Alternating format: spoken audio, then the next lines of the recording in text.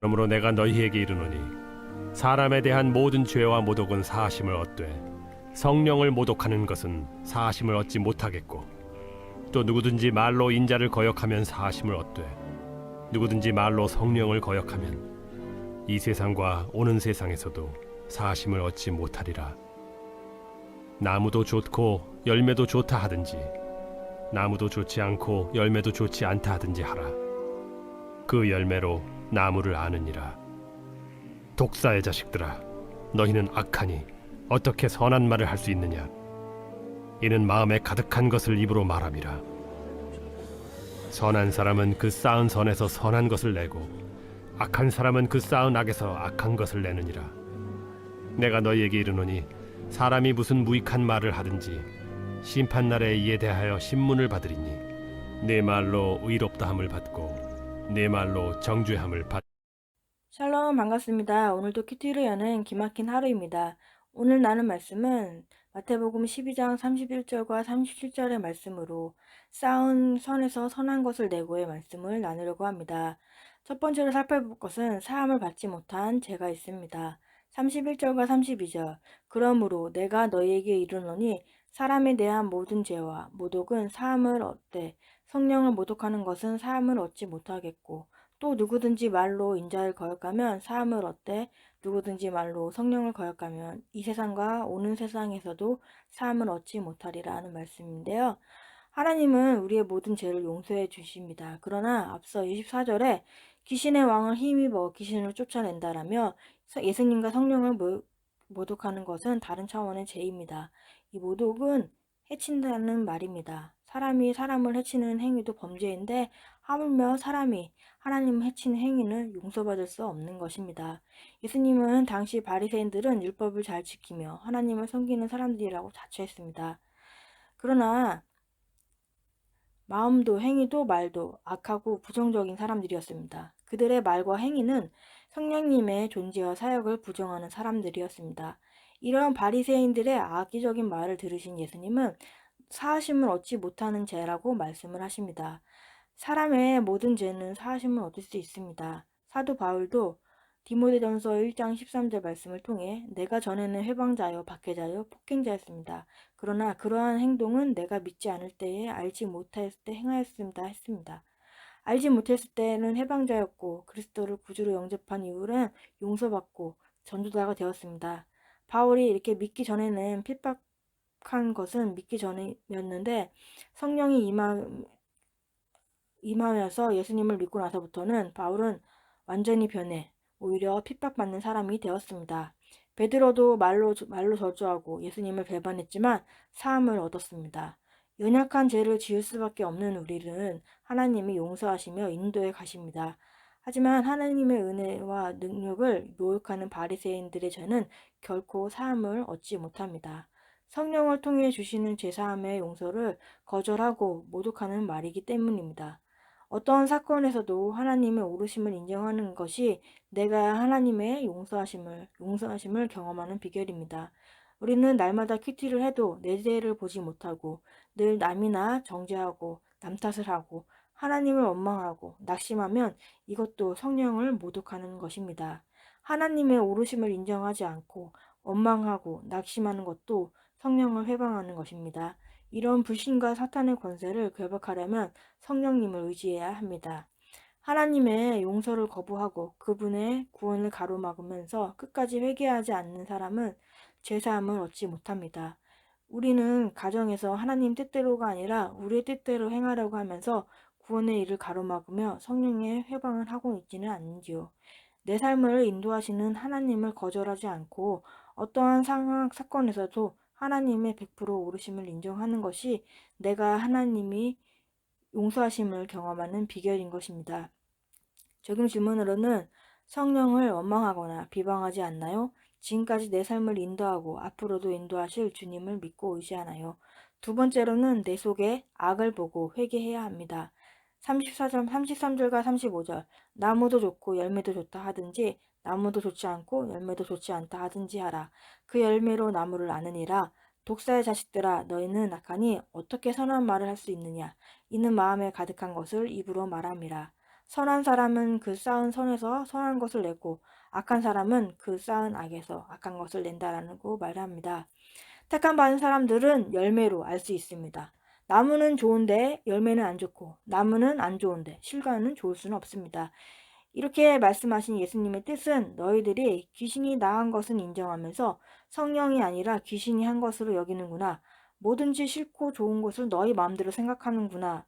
라면서 열매는 인정해도 그 일을 한 예수님을 무시하고 인정하지 못한 바리새인들을 향해서 말씀하고 있습니다. 바리새인들은 예수님을 얼마나 싫어했는지 생각해 보면 목수의 아들에다가 직업도 못 쓰고 처녀가 낳은 아이입니다. 출신이 형편없었죠. 우리들도 이렇게 외모만 보고 같이 하고 싶은 사람이 있고 함께 하고 싶지 않은 사람이 있지는 않는지요. 내가 잘난 줄 알고 사람을 구별하면서 사람을 구별하면은 지체도 없고 열매도 없습니다. 하지만 내 삶을 낱낱이 오픈하고 나누면서 낮아지고 했을 때 지체가 생기고 열매가 맺게 되는 것입니다. 나무가 좋지 않으면 좋은 열매가 나올 수 없듯이 나의 마음이 악하면 선한 말과 행동이 나올 수 없습니다. 인간은 100% 죄인이기 때문에 예수님의 생명을 가지지 못하면 결코 선한 것을 행할 수 없는 사람입니다. 예수님을 믿어 성령으로 거듭난 자는 죄를 지어도 회개함으로 성령의 열매를 맺게 됩니다. 자신들의 이익을 위해 예수님과 성령을 비난한 바리새인들은 주님의 거룩한 능력을 보고도 귀신의 역사라 비난하며 그들의 입으로 자신의 악함을 드러냅니다. 마음에 가득한 것을 말하라는 말은 어떤 사람의 말이 그 사람의 성격을 드러낸다는 의미입니다. 마음에 미움이 가득한 사람은 사랑을 말할 수 없고요. 마음에 불평과 원망이 가득한 사람은 감사를 할 수 없습니다. 우리는 어떤 것을 마음에 쌓아놓고 그것이 입으로 나오고 있습니까? 이기심과 판단, 원망, 제약들이 쌓여 그것들이 입으로 나오고 있습니까? 마음엔 가득한 것이 세상적인 것인지 영적인 것인지 입으로 증거가 되는 것입니다. 선한 맛을 말을 하려면 먼저 내 마음에 가득한 악을 보고 회개하는 것입니다. 내가 바로 독사의 자식임을 깨닫고 예수님의 말씀을 따를 때 내 마음에 선이 가득 쌓여지는 것입니다. 예수님을 배척하고 나의 의를 쌓고 열심히 내는 것은 내 마음에 악을 쌓는 일입니다. 아무리 열심히 신앙생활을 해도 예수님을 믿고 따르는 생명이 내 안에 없다면 구원받지 못하는 인생입니다. 내 속에 악을 보고 회개하며 성령의 열매를 맺는 삶이 되기 바랍니다. 적용 질문으로는 요즘 내 마음에 가득한 것은 무엇이고 그것이 어떻게 말로 나타나고 있습니까? 날마다 성경 말씀을 내 속에 쌓음으로 내 안에 있는 이기심과 판단의 악을 버리고 있습니까? 세 번째로는 생명과 구원의 말을 사용해야 합니다. 36절과 37절 내가 너희에게 이르노니 사람이 무슨 무익한 말을 하든지 심판 날에는 이마에 대하여 신문을 받으리라. 내 말에 의롭다함을 받고 내 말로 정죄함을 받으리라. 무익한 말은 무의미하거나 해가 없다고 여길 수 있는 말을 가리킵니다. 이것은 무심코 하는 사소한 말이나 부주의한 농담을 가리키는 것이 아니라 깨어진 약속, 지켜지지 않는 공약, 그리고 이행되지 않는 맹세들을 가리키는 말입니다. 말을 하기는 너무나 쉽고 우리는 말이 얼마나 강력한 것인지를 망각하고 있습니다. 말은 세울 수도 있고 무너뜨릴 수 있는 강력한 힘을 가지고 있습니다. 그리고 때로는 미묘하게 말하는 사람이 깨닫지 못하는 경우에라도 하나님 나라를 확장시킬 수도 있고 습격할 수 있는 커다란 잠재력을 갖고 있다는 것을 갖고 있습니다. 말이란 반드시 조심스럽게 사용해야 합니다. 무익한 말은 총알이 장전된 총을 부주의하게 다루는 것과 같습니다. 총을 쏜 사람은 자기 총으로 인해 손해에 대해 모두 해명해야 할 책임이 있듯이 혀를 가진 사람은 누구나 그 혀를 어떻게 사용했는지에 대한 책임을 져야 합니다. 야고보서는 3장 4절에서 6절 또 배를 보라 그렇게 크고 강풍에 밀려가는 것들을 지극히 작은 키로써 사공의 뜻대로 운행하나니 이와 같이 혀도 작은 지체로되 큰 것을 자랑하도다. 보라 얼마나 작은 불로 얼마나 많은 나무를 태우는가. 혀는 곧 불이요 불의 세계라. 혀는 우리의 지체 중에 온몸을 더럽히고 삶의 수레바퀴를 불사르니 그 사르는 것이 지옥불에서 나느니라. 이의 말처럼 말의 위력과 위험에 대해서 말하고 있습니다. 말 때문에 가정과 교회가 시험에 들기도 하고 말 때문에 가정과 교회가 힘을 얻고 천국으로 변하기도 합니다.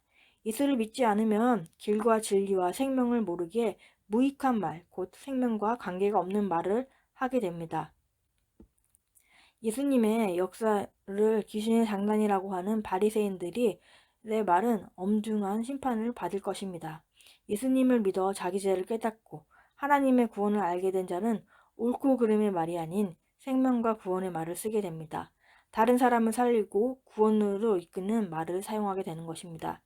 마태복음 5장 37절에 보면 오직 너희 말은 옳다 옳다 아니다 아니다 이라 하라 이에서 지나는 것은 악으로부터 나느니라. 어떠한 사건이 와도 내 삶의 결론으로 여기고 예 아니오만 잘하라는 것입니다. 예수님은 예 아니오에서 더 지나면 악이라고 합니다. 그러므로 정말 내 죄를 깨달았다면 우리는 예 아니오만 잘하면 됩니다. 우리의 재판장인 신 하나님이 100%를 오르시고 나는 100% 죄인이기 때문입니다. 창세기 38장 28절에 유다가 며느리 다말에게 말하기를 그는 나보다 옳다고 말하는 것 같이 우리는 옳고 그름으로 당신이 맞고 내가 틀리다고 하지 않고 그는 나보다 옳다고 고백할 수 있어야 합니다. 저도 옳고 그름으로 오빠를 판단하지 않고 판단과 정죄를 하였는데 오빠에게 오빠는 나보다 옳다고 고백을 하며 하게 하여 해주시고 크게 싸운 후로는 잔소리를 하지 않고 옳고 그름과 정죄를 하지 않고 있습니다. 저희 집은 모두가 예수를 믿기에 가족 구원을 위해서는 기도하지 않았지만 가족 구원을 위해 기도를 하고 구원을 가로막는 말을 하지 않고 생명과 구원의 말을 잘 사용하도록 하겠습니다. 로마서 3장 10절의 말씀에 기록된 바 의인은 없나니 하나도 없으며 의인이 하나도 없기에 주께서 의롭다함을 받고 남을 살리는 말을 해야 합니다.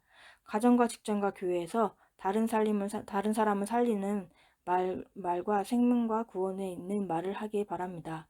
옳고 그름의 판단이 아닌 100% 오르신 하나님을 인정하고 100% 죄인이 나를 깨달아서 생명을 살리고 구원으로 이끄는 말을 말씀에 따라 지혜롭게 사용하여 영구원의 사명을 잘 감당하는 삶을 살기 바랍니다. 적용 질문은 옳고 그름의 말이 아닌 생명과 구원의 말을 사용하기 위해 내가 봐야 할 죄와 적용할 것은 무엇입니까? 2월 2일 보석상자입니다. 구원을 위해 내가 할 일은 다른 복음을 버리고 오직 십자가를 쫓는 것입니다. 빨리빨리 뭔가 잘 되고 잘 달라지는 것이 아니라 내가 지금 속한 가정과 학교, 교회 공동체에서 순종하며 묵묵히 십자가를 지는 것, 이것이 복음의 핵심입니다. 기도하겠습니다. 하나님 아버지 감사합니다. 오늘도 말씀을 허락해 주심에 감사합니다. 저의 옳고 그름으로 다른 사람을 판단하고 정죄하였던 모습을 회개합니다. 주님만이 100% 오르신 것을 고백합니다. 저희들이 사용하는 말과 행동으로 성령을 모독하고 회방해야 했던 것들이 있으면 저희가 회개하여 주옵소서. 저희 속에 쌓여있는 이기심과 판단의 악을 버리게 하여 주옵시고 생명과 구원의 사명을 감당하는 말과 행동을 하게 하여 주옵소서. 영혼을 위해서 지속적으로 저희가 깨어서 기도하기 원합니다. 오늘도 주님께서 주님의 말씀으로 살아내는 하루가 되게 하여 주옵시고 주님의 은혜가 오늘도 가득하게 하기를 원합니다. 예수님의 이름으로 기도합니다. 아멘.